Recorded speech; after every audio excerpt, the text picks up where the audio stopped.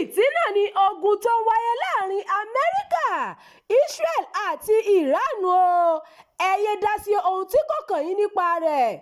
Ìgbìmọ̀ àwọn ìmáàmù ṣèkìlọ̀. Ìgbìmọ̀ àwọn ìmáàmù ti ké sáwọn mùsùlùmí lórílẹ̀‐èdè Nàìjíríà láti yàgò fún àwọn ọ̀rọ̀ tàbí ìwà tó lè da omi àlàáfíà orílẹ̀‐èdè Nàìjíríà rú nítorí ogun tí Amẹ́ríkà àti Israel ń gbé ko Iran lọ́wọ́lọ́wọ́. Bákan náà ni wọ́n tún ṣèkìlọ̀ pé kí wọ́n dẹ́kun yíyanjú tàbí yọnu sí wàhálà náà èyí tó ranjú mọ́ báyìí lágbègbè ilẹ̀ Lárúbáwá níbi ètò ìsínu àti ìwàásù àsìkò àwẹ̀ tí wọ́n ń ṣe nílé ìjọba ìpínlẹ̀ Èkó tó wà ní Ìkẹjà. Làwọn ìmáàmù náà ti sọ di mímọ̀ pé bí àwọn kan ṣe ń ṣe ìwọ́de láwọn agbègbè kan lórílẹ̀‐èdè Nàìjíríà, pàápàá jùlọ àwọn ọmọ ìjọ Ṣítẹ̀ tí wọ́n ṣe ìwọ́de ní ìlú Èkó lórí ikú olórí orílẹ̀‐èdè Iran Al-Kamali lásìkò ìkọlù Amẹ́ríkà àti Iran kù díẹ̀ káàtó.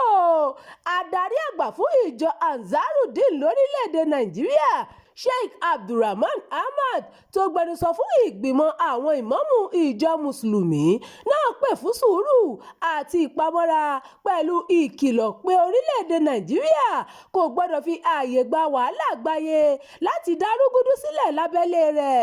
Sheikh Abdulrahman Ahmad ṣàlàyé pé àdúrà fún ìtẹ̀síwájú àlàáfíà ní ìpínlẹ̀ Èkó àti orílẹ̀-èdè Nàìjíríà lápapọ̀ ló yẹ kí kó wá ó fi àsìkò àwẹ̀ Ramadan àti lẹ́ǹtì yìí gbà dípò gígùnlé ìwọ́de kan tàbí ohun ẹ̀tanú kankan nípa ogun tó ń ṣẹlẹ̀ ní Iran.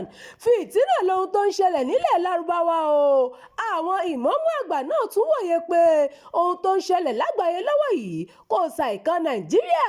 Nítorí náà àdúrà fún ìjọba lẹ́ka gbogbo wíwá ọ̀nà àbáyọ sí àwọn ìpèníjà gbogbo ló yẹ kó mú lọ́kàn gbogbo mùtúmùwà.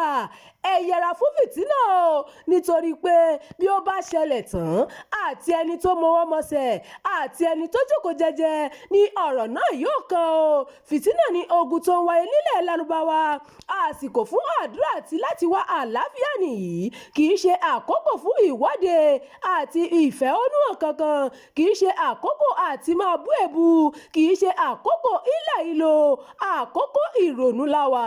Ìgbìmọ̀ àwọn ìmáàmù náà tẹ̀síwájú láti sọ pé ohun tó ń ṣẹlẹ̀ lágbàáyé báyìí ń bá Nàìjíríà fínra. Ó ní bí ọ̀rọ̀ ṣe ń lọ yìí àìfàìmọ̀ kí epo bẹntiróòlù ó má le sí i, kódà ó lè gbówó lórí di $2,000 lórí lítà kan tàbí jù bẹ́ẹ̀ lọ.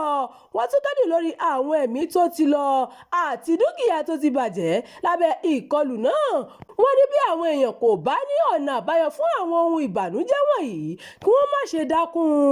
Ìròyìn yajoyajo fún ti àkókò ìkànnì jù báyìí lọ. Ẹ má gbàgbé láti tẹ̀lé ìkànnì yìí. Ẹ máa bá wa pín ká kí ẹ sì fi èròǹgbà yín sí abala àríwísí. Ẹ ṣeun bẹ́ẹ̀ ṣe ń darapọ̀ mọ́ wa.